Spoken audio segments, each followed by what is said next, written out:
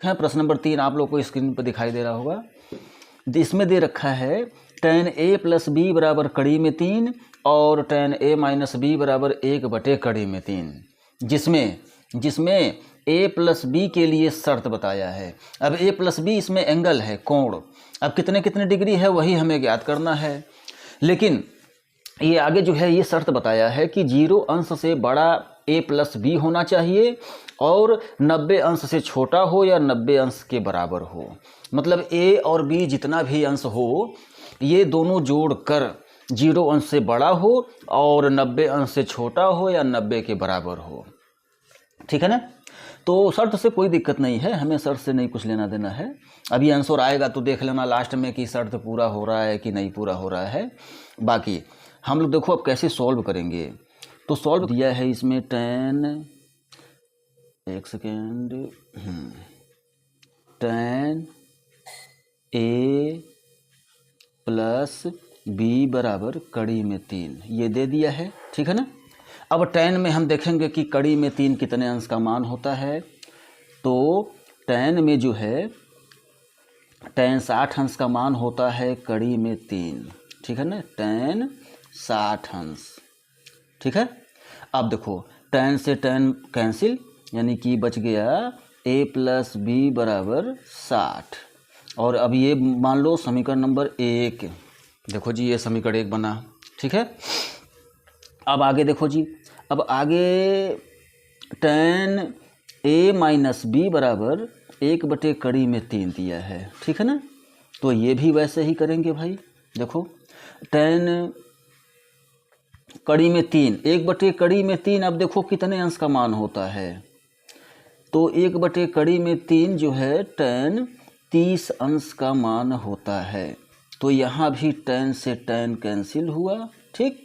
उसके बाद क्या बचा, उसके बाद बचा है a माइनस बी बराबर 30 और ये बना दो अब समीकरण नंबर 2।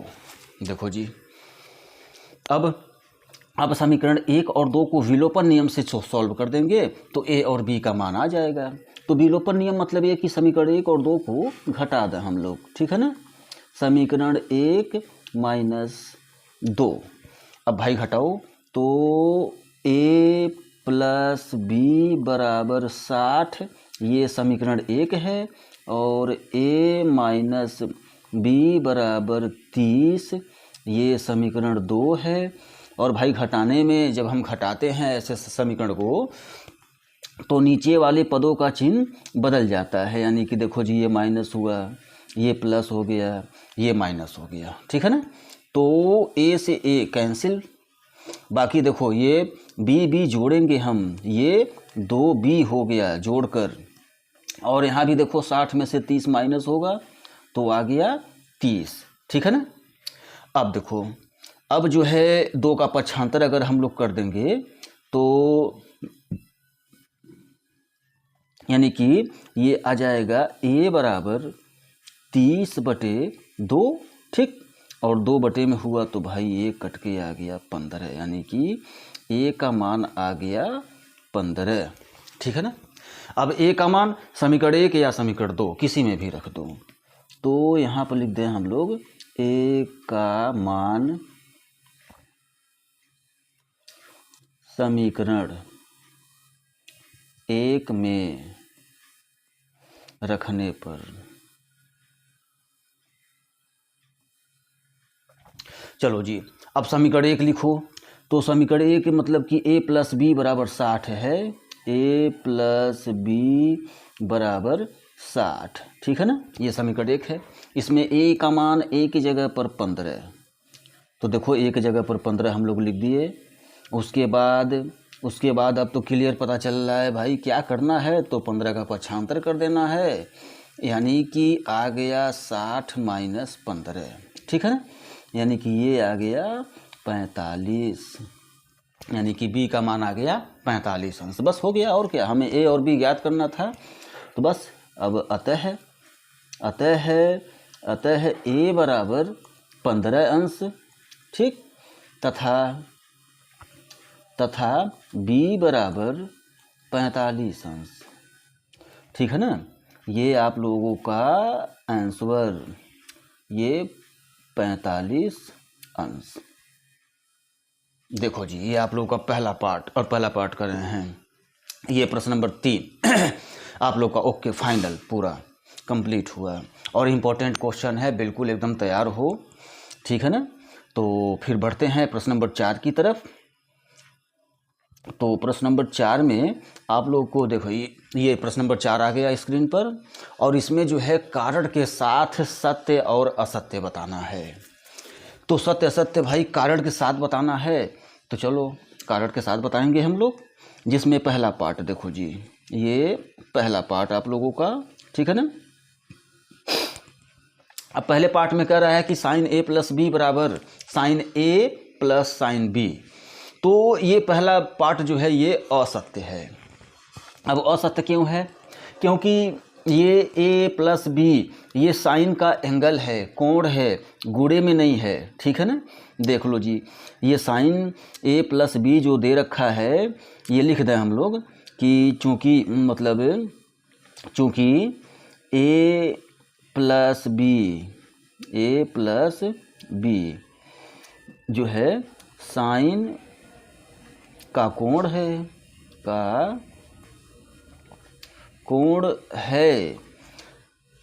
गुणन साइन और ए प्लस बी का गुणनफल नहीं है, ठीक है ना। साइन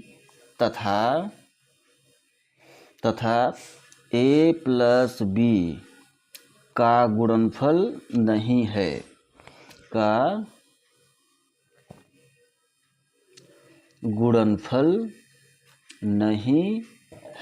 ठीक है ना। इसलिए दिया गया कथन असत्य है। इसलिए दिया गया कथन असत्य है। ये आप लोगों का जी आंसर कारण के साथ, ठीक है ना। तो फिर इसका दूसरा पार्ट देख लें। अब दूसरे पार्ट में देखो, कह रहा है कि थीटा में वृद्धि होने के साथ साइन थीटा के मान में भी वृद्धि होती है। तो इसके लिए तो भाई अब चेक करना पड़ेगा, तो इसके लिए फिर चेक करें हम लोग। और यहाँ पर जो है देखो, साइन थीटा के बारे में पूछ रहा है, और सेम टू सेम ऐसे ही इसका तीसरा पार्ट भी देख लो। थीटा में वृद्धि होने के साथ कॉस थीटा के मान में भी वृद्धि होती है, ठीक है ना। तो ये दोनों पार्ट बिल्कुल सेम है। तो हम लोग पहले दूसरा पार्ट जो है साइन के लिए हम लोग चेक कर लें। तो मतलब ये कि जो है ये दूसरे पार्ट, चलो जी, साइन थीटा। अब यहाँ पर थीटा का मान जैसे हम लोग पहले 0 लेंगे, ठीक है। पहले जो है 0 अंश पर चेक करेंगे, फिर थीटा का मान जो है 30 अंश पर चेक कर लिया जाए, फिर 45 अंश पर चेक कर लिया जाए, फिर 60 अंश पर चेक कर लिया जाए, फिर 90 अंश पर चेक कर लिया जाए, ठीक है। ये देखो इतने पर हम लोग चेक करेंगे जी। चलो, अब साइन 0 अंश का मान थीटा की जगह पर अब हम 0 रखेंगे, तो साइन 0 अंश का मान 0 होता है, ठीक। उसके बाद साइन 30 अंश का मान क्या होता है भाई? तो साइन 30 अंश का मान होता है 1/2, ठीक है। उसके बाद साइन 45 अंश का मान, तो साइन 45 अंश का मान 1/2 होता है। फिर उसके बाद साइन 60 अंश का मान, तो साइन 60 अंश का मान जो है कड़ी में 3/2 होता है। उसके बाद साइन 90 अंश का मान, तो साइन 90 अंश का मान 1 होता है। ये देखो जी, अब यहाँ पर आप लोग चेक करो कि थीटा का मान जब हम बढ़ाए हैं तो उसके मान में भी वृद्धि हुई है या नहीं वृद्धि हुई है, ठीक है ना। तो जैसे देखो, थीटा का मान पहले 0 अंश, फिर 30 अंश, फिर 45 अंश, फिर 60 अंश, फिर 90 अंश, थीटा का मान हम लोग बढ़ाते गए हैं। तो मान में भी अब देखें वृद्धि हो रहा है कि नहीं। तो मान देखो जी, वृद्धि तो हो रहा है, ठीक है ना, बिल्कुल सीरियल वाइज। पहले 0 है, फिर उससे बड़ा 1/2, फिर उससे बड़ा 1/2, ठीक है, फिर उससे भी बड़ा कड़ी में 3/2 होता है और उससे भी बड़ा 1 होता है। आप लोग ये दशमलव में थोड़ा सा गुणा भाग करके चेक कर सकते हैं, ठीक है ना। जैसे 1/2 तो 1 में 2 से भाग करेंगे तो 0.5 आ जाएगा, ठीक है। उसके बाद 1 कड़ी में 2, अब कड़ी में 2 का मान होता है 1.41। तो जब 1 में 1.41 से भाग करेंगे तो लगभग ये 0.7 करके आ जाएगा कुछ लगभग, ठीक है ना। ऐसे ही देखो ये कड़ी में 3/2 है तो कड़ी में 3 का मान होता है 1.73। अब 1.73 में जब 2 से भाग करेंगे तो इसमें भी 0.8 लगभग 0.8 करके आएगा, ठीक है ना। यानी बढ़ता जा रहा है, देख लो जी। अभी आप लोग इसे थोड़ा सा और अगर क्लियर करना चाहें तो कर सकते हैं। जैसे ये 0 हो गया, ये देखो 1/2 को हम 0.5 लिख सकते हैं और 1 में जब 1.41 से भाग करेंगे तो 0.7 लगभग आ जाएगा, ठीक है। कड़ी में 3 यानी कि 1.73 में जब 2 से भाग करेंगे तो लगभग ये आ जाएगा 0.8, ठीक है। और बाकी यहाँ पर ये 1 तो है ही। अब देखो भाई एकदम क्लियर, थीटा का मान जब बढ़ाए हैं तो उसके साइन के मान में भी देखो वृद्धि हो रही है, ठीक है ना। बस ये कारण के साथ जो है हम लोग जो है यहाँ पर बता दिए। अब इसका आंसर लिख दिया जाए कि भाई अतः दिया गया कथन सत्य है, दिया गया कथन सत्य है और ये जी आंसर हुआ कारण के साथ, ठीक है ना। तो अब इसका दूसरा भी पार्ट हो गया और सेम टू सेम ऐसे ही तीसरा पार्ट करना है। तो तीसरे पार्ट में जो है देखो जी, तीसरे पार्ट में कह रहा है कि थीटा में वृद्धि होने के साथ कॉस थीटा के मान में भी वृद्धि होती है। तो अब हमें जो है कॉस थीटा के बारे में चेक करना है, ठीक है ना। तो कोई बात नहीं है जी, जो है हम लोग अब जो है तीसरा पार्ट कर रहे हैं और कॉस थीटा के मान में बताना है, ठीक है ना। ऐसे ही जैसे अभी इसके पहले हम लोग बताए। पहले देखो जी, पहले जो है कॉस 0 अंश ले लें हम लोग, उसके बाद कॉस 45 अंश ले लिया जाए, उसके बाद कॉस जो है कॉस 60 अंश, उसके बाद कॉस 90 अंश ले लिया जाए। और देखें भाई इन सब का मान क्या होता है। तो जैसे कॉस देखो 30 अंश जी रह गया इसमें, चलो कोई बात नहीं है। ये कॉस 0 अंश का मान 1, ठीक है। कॉस 0 अंश का मान 1, कॉस 45 अंश का मान 1/कड़ी में 2 होता है, उसके बाद कॉस 60 अंश का मान 1/2 होता है, कॉस 90 अंश का मान 0 होता है, ठीक है। और यहाँ पर जो है कॉस 30 अंश का मान कड़ी में 3/2 होता है, तो कॉस 30 अंश का मान जो है वो भी लिख दें हम लोग, चलो कोई बात नहीं है। चलो जी, ये देखो जी 1 है, और वैसे ही सेम टू सेम अभी ये भाग करेंगे 1 में जब कड़ी में 2 वाले मान से जब भाग करेंगे, मतलब कड़ी में 2 का मान होता है 1.41, तो 1 में जब 1.41 से भाग करेंगे तो लगभग 0.7 करके आ जाएगा कुछ। उसके बाद ये 1/2 तो आप लोग जान ही रहे हैं 0.5, बाकी ये तो 0 है, ठीक है। और यहाँ बीच में, यहाँ देखो जी बीच में ये कॉस 0 और कॉस 45 के बीच में कॉस 30 अंश मिल जाएगा। कॉस 30 अंश का मान कड़ी में 3/2 होता है, ठीक है ना। और कड़ी में 3/2 को जब सॉल्व कर देंगे तो 0.8 आ जाएगा, ठीक है ना। अब देखो जी, अब कॉस थीटा का मान बढ़ा रहे हैं हम लोग, तो मतलब थीटा का मान बढ़ा रहे हैं तो कॉस थीटा का मान घट रहा है। आप लोग स्क्रीन पर बिल्कुल देख सकते हैं क्लियर।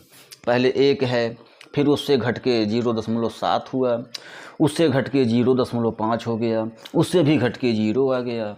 यानी कि थीटा का मान बढ़ाए हैं तो कॉस थीटा के मान में कमी हुई है, ठीक है ना। तो भाई अब प्रश्न में क्या बोला है, देखो तीसरे वाले पार्ट में, थीटा में वृद्धि होने के साथ कॉस थीटा के मान में भी वृद्धि होती है। तो भाई अब वृद्धि तो नहीं हो रही है, तो बस कर दो।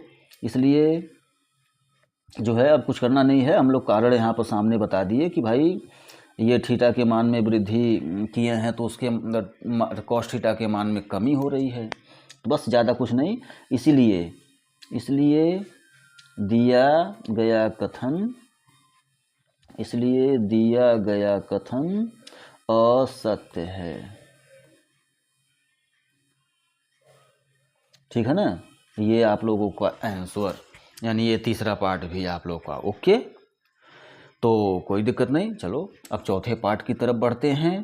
तो चौथे पार्ट में पहले देख लिया जाए क्या है। चौथे पार्ट में कह रहा है कि थीटा के सभी मानों पर साइन थीटा बराबर कॉस थीटा होता है। चलो भाई अब ये तो बस एक कारण, मतलब कारण के साथ तो देना ही है।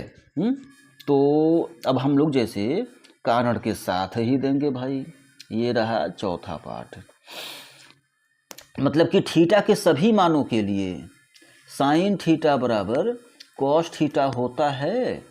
तो चलो भाई ये तो अभी चेक करके पता चल जाएगा कि थीटा का कोई सा हम ले लें मान, मतलब कोई सा डिग्री ले लें तो साइन और कॉस में ये बराबर आएगा उसका जो है वैल्यू। तो अब हमें एक लेकर मतलब दिखा देना है। तो जैसे देखो जी, साइन और कॉस में थीटा की जगह पर जब 45 अंश रखेंगे तभी बराबर होगा मान, नहीं तो देखो अभी साइन 0 अंश तुम ले लो, 0 थीटा का मान 0 अंश तुम ले लो, तो साइन 0 अंश का मान 0 होता है, लेकिन कॉस 0 अंश का मान 1 होता है। यहीं पर फॉल्ट हो गया, ये 0 पर ही। अब आगे चेक करने की ज़रूरत ही नहीं है। तुम 30 अंश भी ले लो थीटा का मान, तो साइन 30 अंश का मान हो गया 1/2, लेकिन कॉस 30 अंश का मान करीब 3/2 होता है। तो अब हमें बहुत सारा नहीं दिखाना है, हमें तो बस एक दिखा देना है, कारण एक दिखा देना है बस। तो हम लोग जो है ना थीटा बराबर 0 अंश पर दिखा दे रहे हैं, ठीक है, थीटा बराबर 0 अंश पर। तो साइन 0 अंश बराबर कॉस 0 अंश, ठीक है। अब साइन 0 अंश का मान 0, कॉस 0 अंश का मान 1, तो लेफ्ट हैंड साइड बराबर नहीं राइट हैंड साइड, चूंकि लेफ्ट हैंड साइड बराबर नहीं राइट हैंड साइड है, इसलिए दिया गया कथन असत्य है, दिया गया कथन असत्य है, ठीक है ना। तो ये भी आप लोगों का जी देखो कारण के साथ हम लोग बता दिए जी, ठीक है। तो ये चौथा पार्ट भी आप लोगों का ओके। अब पांचवें पार्ट की तरफ बढ़ा जाए। तो पांचवा पार्ट देख लें भाई क्या है। पांचवें पार्ट में कह रहा है कि a बराबर 0 अंश पर कॉट a परिभाषित नहीं है। तो भाई अब देखा जाए, a बराबर 0 पर कॉट a परिभाषित नहीं है, ठीक है ना। तो देखो जी ये पांचवा पार्ट अब आप लोगों का, और मतलब कि a बराबर 0 अंश पर, a बराबर 0 अंश पर कॉट a परिभाषित नहीं है, ठीक है ना। तो भाई ये थोड़ा सा 0 अंश, ठीक है ना, ये जो है चलो जी। अब कॉट ए के बारे में हमें चेक करना है। तो कॉट ए, अब इसमें मान रखो भाई ए की जगह पर 0 अंश, ठीक है।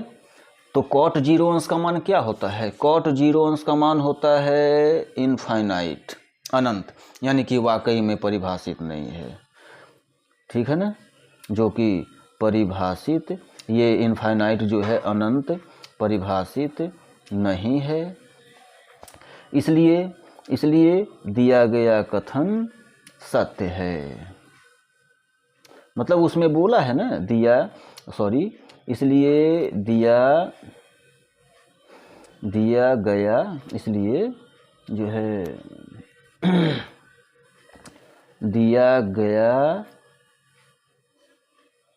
कथन सत्य है। तो ये भी आप लोगों का कारण के साथ उत्तर, ठीक है ना, ये भी कंप्लीट हुआ। तो थोड़ा देख लें जी पीछे जाकर, जो है वो पाँचवें पार्ट में परिभाषित नहीं है। तो वाकई में देखो जी, a बराबर 0 पर कॉट a परिभाषित नहीं है। हकीकत में वाकई में आप लोग देखेंगे अभी कि इनफाइनाइट आ रहा है जी, ठीक है ना, कॉट 0 का मान अनंत होता है, इनफाइनाइट परिभाषित नहीं है तब, तो इसीलिए दिया गया कथन सत्य हुआ। ये जो 5वां पार्ट है।